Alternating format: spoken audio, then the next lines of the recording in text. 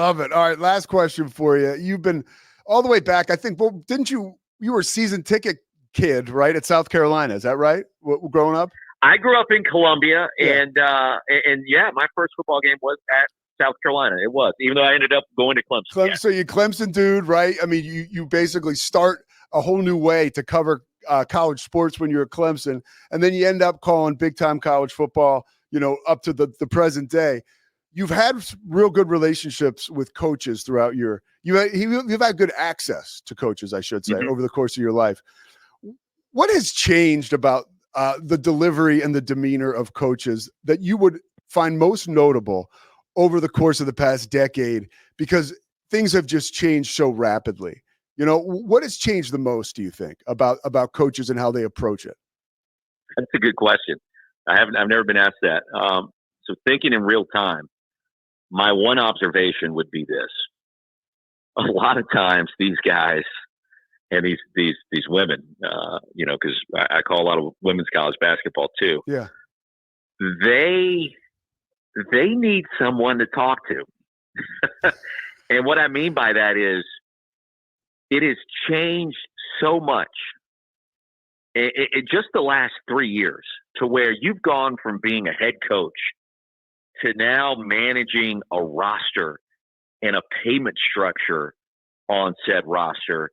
And you're having to be a CEO, a general manager, a psychologist, a guy that is a liaison between players, agents, families, girlfriends. The role of the head coach has changed so much that sometimes these guys, they just need to vent. Hey, you're not going to believe what we're dealing with here. This is what's going on. My job has changed so much. And so there's stories in that. There's stories that we can tell as broadcasters on air in that. Now, some of it's off the record. Yeah. But when you get a coach going, sometimes they'll launch into these things that you just never thought were possible in collegiate athletics. And yet here we are. It's to the point, Pete, where it's not college athletics. And if that's what you think it is, then we're talking about teams that are playing at the FCS level. No offense. I enjoy calling those games too. It's become professional sports at college football, men's basketball, and women's basketball. Like those three sports in particular, and probably baseball and softball are right there too. And we're getting close to that. I mean, even volleyball. I've heard deals for volleyball players, the top players in the sport, commanding nearly $500,000. That is unbelievable. That is where we are. Yeah. And that's just where we are now. 5 years from now, it could be a lot more than that. So it's not amateur athletics. And you know what? It never was. It hasn't been the last 30 years because of the amount of money that's involved. It's no longer amateur athletics.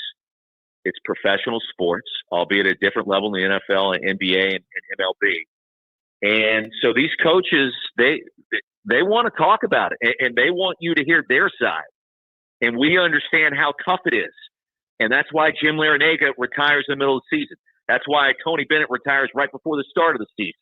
That's why Nick Saban stepped away to go into TV, because it's a lot. And it's not what a lot of these people signed up to do when they got into coaching. It's all about relationships. It was all about, building and growing young minds, and the maturation process for these boys and girls to grow up to be men and women and high-producing members of society. Now, it's about a paycheck. Yeah. Now it's about your social media influence. Now it's about all the things that it's been about at the pro level. So that component, I think, has changed our meetings as much as anything, is building, maintaining, keeping a roster, and figuring out a way financially to make it all work.